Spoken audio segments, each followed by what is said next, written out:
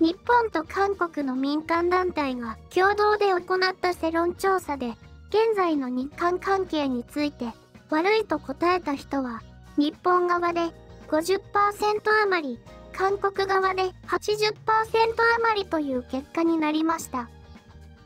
共に去年より少し改善しましたが、慰安婦問題や太平洋戦争中の徴用をめぐる問題などで冷え込んだ日韓関係が、双方の国民の意識に依然として影を落としているようです。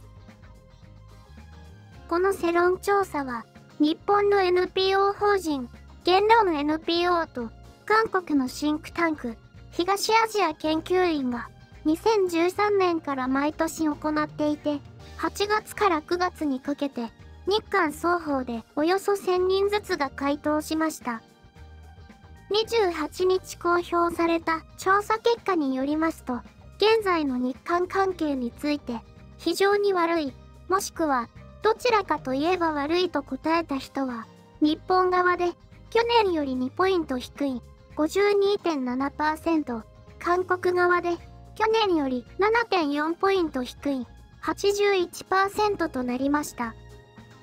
また、来年5月に発足する韓国の新しい政権の下で日韓関係は改善するかという質問に対し、変わらないと答えた人は、日本側で 46.1%、韓国側で 48.3% と、共に半数近くを占めています。言論 NPO の工藤康代表は、日韓の国民の間の気持ちはまだ冷え込んでいるが、アメリカと中国の対立で意識の変化もある。この地域の未来のため、日韓両国の政府が行動を起こさなければいけないとしています。この中で、韓国世論調査会社のリアルメーターが11日に発表した調査結果によると、岸田文雄内閣の発足を受けた今後の韓日関係の改善方向について、58.4% が日本政府がまず態度を変えるべきと答え、日本政府の前向きな態度が必要だと指摘しました。韓国政府による積極的な関係改善が必要との回答は 29.1% にとどまりました。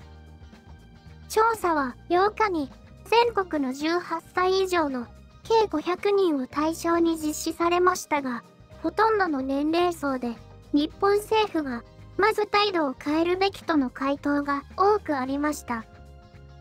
ただ、70代以上では韓国政府による積極的な関係改善が 40.2%、日本政府がまず態度を変えるべきが 40.9% で拮抗しています。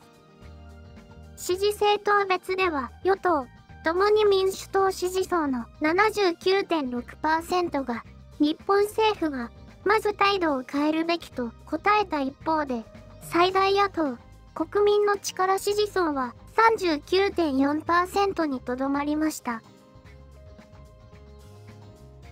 この世論調査について、ネットでは多数の書き込みがありました。それでは、その一部をご紹介します。そのまま、日本が態度を変えるのを待ち続けるといいよ。ずっと。別に、無理して付き合わなくてもいい。赤の他人。関わらない。お前らとはもう縁を切る方向なんだってことをいい加減理解しろ。北風が来ようと、太陽が来ようと、日本はコートを二度と脱ぐことはない。お引き取りを。日本海に旭日旗と処理水の壁を。日本が先に態度を変えるべきというのは、まあ当たってるな。はっきりと態度を変えるべき。加害者である韓国人と在日韓国人と韓国系日本人は被害者である日本人に対して未来永劫謝罪しろ。賠償金を払え。犯罪詐欺師めが。と、日本人は態度を変えるべきだ。今までの曖昧ではっきりしない態度はダメですよね。相手にわかる露骨な態度が必要。態度を変えるべきは日本人側。日韓ともにお互い同じ意見で嬉しいわ。はっきりと加害者である韓国人と在日韓国人を突っぱねましょう。誰が聞いてもわかるように端的に関係を切る。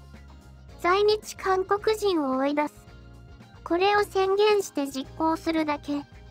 韓国人を人間だと思ってるから、韓国人から条約破棄を言わせるとかの寝言が出てくる。この後に及んでまだ寝言ですか。時代はソーシャルディスタンス。ウイルスの感染防止のため距離を取るのが今の時代の主流なんです。日本のコロナにかかりたいですか？放射能にかかりたいですか？距離を取りましょう。お互いのために。58% が 100% になっても、日本は韓国とは関係ない国。むしろ台湾と仲良くするわ。そうだな。このまま生ぬるい対応なんかしてないで、きっちり断行して、在日ゴキどもを全員強制送還してほしいわ。ゴミはゴミ箱って当たり前のことだからな。日本人が大切にしている道徳心を完全に捨て去り、幼稚な誹謗中傷がやめられない自称日本人。気持ち悪い。日本人に対するヘイト犯罪をカルトのようにするすべての韓国、北朝鮮人の血筋こそ邪悪なテロリストだよね。ほんとだ。この自称日本人、気持ち悪いや。それって、I am ザパニダニだって自己紹介する連中だろ。喧嘩ブログのコメント欄をかそらせようと必死な工作員であった。世界と日本、シナと朝鮮の構図だな。この2極は歴史認識で乖離が激しい。韓国の世論調査なんてどうでもいいわ。日本人はただただ一切関わりたくないだけ。とにかく断行して在日を強制送還しろ。韓国は主権を放棄してるのに、そんな国相手にどうやって外交しろというのか。祖国が感染症の蔓延により苦境に陥っているならば、帰国し、祖国の民と共に働かぬかだけん。他国に居座り、他民を貪る輩に意見する資格などないのだぞ。最後まで見ていただき、本当にありがとうございます。韓国が賠償を求めるなら、賠償を求め返そうと思う人は高評価ボタンを押してください。また、今回の話題について思っていることがあれば気軽にコメントしてください。面白い話題をまた探してお伝えしますので、チャンネル登録も忘れないでくださいね。